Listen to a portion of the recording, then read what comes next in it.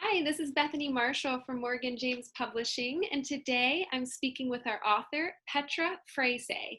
And Petra is the author of Your Script for Hope, Overcoming a Devastating Diagnosis. Hi, Petra, and thank you for showing us your book. Oh my goodness, what a beautiful front cover you have, and what a beautiful message that you share in this book. I know when people are faced with a really difficult, devastating diagnosis, it can be very challenging to know how to react and to respond in the moment. So you've written a whole book about it and have some information to share. So I guess the first question I might have for you today is what motivated you and inspired you to write this book? Why did you write the book?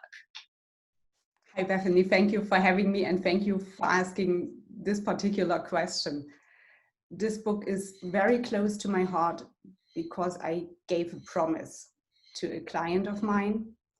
And in our very last session, and we both knew that it would be our very last session. I'm a scientist and a hypnotherapist, and we work together. And in our very last session, she gave me this scarf. She was wearing the scarf and she said, this is something I should get from her.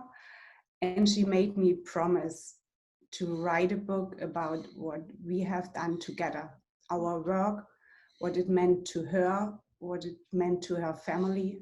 And she said to me, Petra, you have to promise me something. And I said, what do you want me to promise? And she said, just say yes, promise me something. And I promised, and then she said, Petra, you have to write a book. What we did together, what you've done for me, people need to know. And this is the reason her scarf, my promise, created this book. Wow, it's amazing what that bond with a patient can create, and has prompted you to actually not only write the book, but to follow through with having it published and to share this message of hope with hopefully many other individuals who are in the process of facing something so difficult themselves. So kind of putting ourselves into the position of somebody who has been diagnosed with something that's very devastating, what would you say that the biggest mistake people make when they're first confronted with that diagnosis is? What I see over and over again is that people, when they get a diagnosis, they give away their power. They believe what they are told.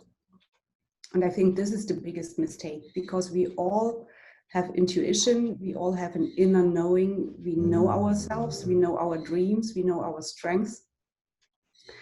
And the biggest mistake I experience is that people come to me and say, but my doctor said this, but statistics say that.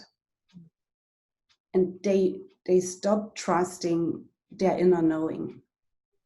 And with her, with my client, she came and asked for help with the prognosis of 2 to 3 more weeks to live. She had lung cancer stage 4. And she said, I need a year.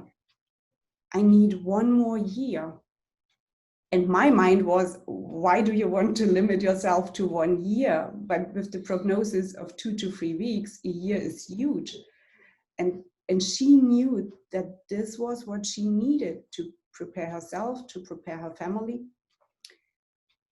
to create that process of a process filled with love and grace instead of fear and anger. And she knew she needed that year, and she overrode all the prognoses. And I think this is the biggest mistake, that people stop trusting themselves and stop trusting their power of their minds. This is what I want to encourage all people who are confronted, who have to face such a devastating diagnosis. We are so powerful. Our heart and our mind, they are so powerful. Continue trusting yourself. And if you haven't before, start trusting yourself now. Oh, yeah, absolutely. So, so how would you say that that you really talk about hope in the book? And could you talk a little bit about the power of hope? Hope itself doesn't do anything. Hope itself, I think I'm very ambivalent with hope, because hope itself doesn't do anything. But when we use hope to get our engines filled and started and move on, when we build action based on hope, then we are extremely powerful. And then we can create our miracle, whatever that miracle at that specific moment in the specific situation means.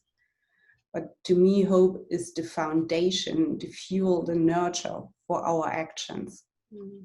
And when we have hope, we can see the light on the horizon. We can see that there is more what we can move towards to, what we can achieve.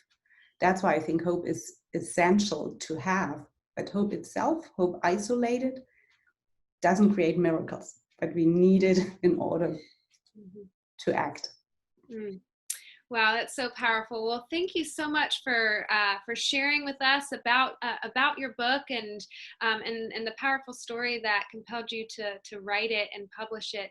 I think a lot of people could get some tremendous value and and some new perspective in that very difficult, challenging moment of time, and um, that first diagnosis of something that seems unbearable and overwhelming and completely devastating.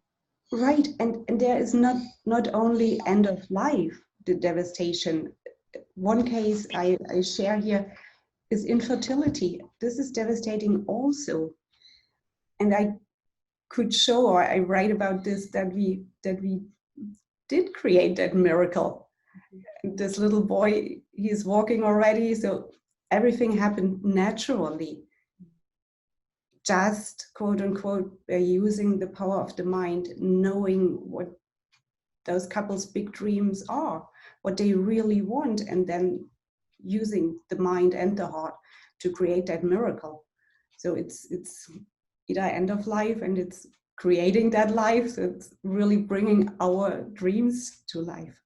That's a really excellent point, because many people who might read this book may not necessarily have a health diagnosis that means, you know, a pending death in the next, you know, few weeks, but it could be a diagnosis that they may need to live with for years upon years. And that's really great for you to differentiate that, and it's for both audiences. Mhm. Yeah. And you probably feel that I'm really passionate about that.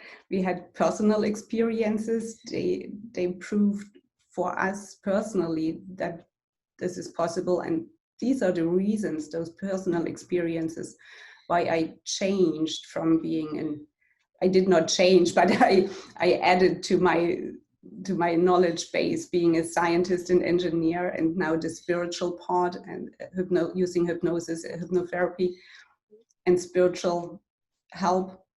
So those bridging, this, yeah, it all leads together what we experienced personally through the horrible situations we went, what I shared or was able to experience with my clients. And this is my motivation, to help as many people as possible to create their miracle. Wow, that's also a really interesting point, because you do have a scientific background, but there's also, you know, hope and some spirituality tied into your message as well. Could you tell us a little bit about your background? By education, I'm an engineer. I studied in Berlin at the Humboldt University, and I went into science and worked in science many years. Then I transitioned to corporate world and was responsible for human resources. So this human theme was always present. Yeah. And after our daughter got severely sick in 2004, and the modern medicine had given up on her, I had to learn. They told us to say goodbye to her, and I couldn't accept that. And I had to learn that there's much more than science can explain. my scientific brain really wants to understand, wants to explain, wants to repeat, measure, predict. On the other hand, miracles happen. And even if you cannot explain how they happen, they happen. And that's why we call them miracle, because we cannot explain what's going on. And with hindsight, I realized that I did some hypnotic techniques. And then I started studying like crazy all the different modalities and what's possible, and followed that path. And then I decided, or my husband really pointed out, you have to follow that path. This is where your passion is. And I found a practice in Switzerland and a second one now here in the United States.